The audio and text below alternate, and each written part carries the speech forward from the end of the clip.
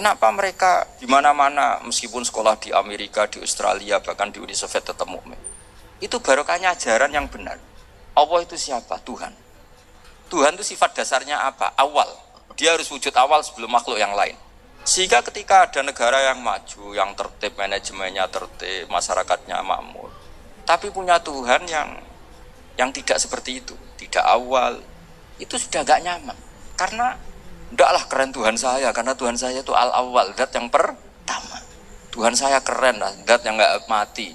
Sehingga tontonan atau yang dilihat kenikmatan-kenikmatan yang lain ini tidak mengubah dia pendirian tentang Tuhan. Karena mantapnya satu kalimat tadi, bahwa Tuhan itu ya harus satu, harus awal, harus tidak mati, tidak rusak, tidak mengalami apa-apa yang membahayakan. Sehingga ketika ditawarin Tuhan yang lain, meskipun menjanjikan secara finansial atau kemakmuran, mereka gak tertarik. Kenapa mereka di mana-mana meskipun sekolah di Amerika, di Australia, bahkan di Uni Soviet tetap mukmin? Itu barokahnya ajaran yang benar. Allah itu siapa? Tuhan. Tuhan itu sifat dasarnya apa? Awal. Dia harus wujud awal sebelum makhluk yang lain. Sehingga ketika ada negara yang maju, yang tertib, manajemennya tertib, masyarakatnya makmur, tapi punya Tuhan yang tidak seperti itu, tidak awal, itu sudah gak nyaman. Karena ndaklah keren Tuhan saya, karena Tuhan saya itu al-awwal, zat yang pertama. Tuhan saya keren lah, zat yang gak mati.